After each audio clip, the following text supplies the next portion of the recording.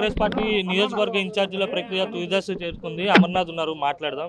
అమర్నాథ్ గారు, ఇన్ఛార్జీల మార్పు మీ గెలుపుపై ప్రభావం చూపుతుందా? భిన్నమైనటువంటి స్వరాలు వినిపిస్తున్నాయి. తప్పించినటువంటి క్యాండిడేట్లు మీకు వ్యతిరేకంగా పనిచేసే అవకాశం ఉంటుంది కదా?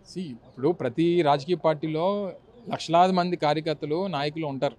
ఇప్పుడు ఒకరిద్దరు ఎవరైనా యాంటీ చేసేటువంటి వారు ఉన్నా, లేకపోతే మేము పనిచేయం మాకు సీటు నిన్న మనం వంశీ ఎమ్మెల్సీ ఇచ్చాం, మేము 6 సంవత్సరాల పాటు ఎమ్మెల్సీ పదవి ఉంది, ఇంకో 4 సంవత్సరాలు ఆయన ఇంకా పదవి కొనసాగేటువంటి అవకాశం ఉంది. నాకు పోటీ చేయడానికి అవకాశం లేదు కాబట్టి నేను పార్టీ మారానని చెప్పని అన్నాడు. Well and good.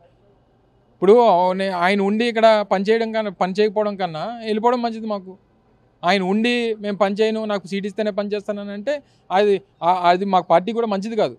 సో అటువంటి వారు ఎవరన్నా ఉండి అటువంటి ఆలోచన ఉన్నటువంటి వారు ఎవరైనా ఉంటే వెళ్ళిపోతే మంచిది అనేటువంటిది నా అభిప్రాయం. షర్మిల ఏపీ కాంగ్రెస్ పగ్గాలు చేపట్టబోతున్నారనే వార్త వస్తుంది. ఖచ్చితంగా వైఎస్ఆర్ కాంగ్రెస్ పార్టీ నుంచి బయటకు వెళ్ళిన వారంతా ఆ పార్టీనే ప్రత్యామ్నాయంగా చూసుకోమని, ఆ పార్టీ కాకపోతే కేఏపాల్ పార్టీని ఎంచుకోమనండి. ప్రజాశాంతి పార్టీ ఉంది కదా, బోల్డ్ పార్టీలు ఉన్నాయి. ఇంకోటి ఏదో జాతీయ జనసేన అని ఒకటి వచ్చింది, ఇంకోటి వచ్చింది. 4-5 పార్టీలు ఉన్నాయి దేశంలో.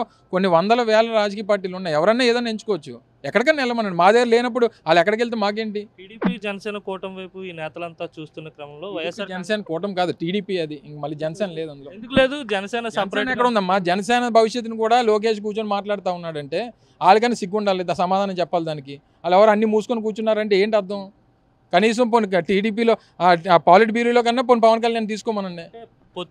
పొత్తుల్లో భాగంగా సీట్లు పంచుకోబోతున్నాం, పదవులు కూడా పంచుకోవడం. అన్ని సీట్లు చంద్రబాబు నాయుడు ఇస్తాడు, జనసేన సీట్లు కూడా చంద్రబాబు నాయుడు ఇస్తాడు. బహుశా నాదెండ్ల మనోహర్కి ఉన్నది తెనాలి ఒకటే కాబట్టి అదేదో అనౌన్స్ చేసినట్టున్నారు. పవన్ కళ్యాణ్ సీటు కూడా చివరికి చంద్రబాబు నాయుడు అనౌన్స్ చేస్తాడు.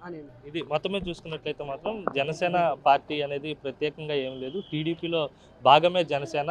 అలాగే జనసేన పార్టీ నేతలు ఎవరికి కూడా సీట్లు ఇవ్వడం, పదవులు ఇవ్వడం అనేది తెలుగుదేశం పార్టీ నిర్ణయిస్తుంది. జనసేన భవిష్యత్తును లోకేష్ నిర్ణయిస్తున్నారని చెప్పి మంత్రి అమర్నాథ్ ఎద్దేవా చేస్తున్నటువంటి పరిస్థితి. ఓవరాల్గా చూస్తే కనుక ఇన్ఛార్జీల మార్పు అనేది గెలుపు కోసమే చేస్తున్నటువంటి కసరత్తు. ఖచ్చితంగా ఎవరైతే వ్యతిరేకంగా చేయాలనుకుంటున్నారో వారంతా పార్టీని వీడి వెళ్ళవచ్చు అని చెప్పి అమర్నాథ్ చెప్తున్నాడు. వీడియో జర్నలిస్ట్ అజయ్తో కలిసి అనిల్ RTV, విశాఖ నుంచి. మరిన్ని వీడియోస్ కోసం ఛానల్ ని సబ్స్క్రైబ్ చేయండి. లేటెస్ట్ అప్డేట్స్ కోసం వాట్సాప్ ఛానల్ ని ఫాలో చేయండి. అండ్ లింక్ డిస్క్రిప్షన్ లో ఉంది.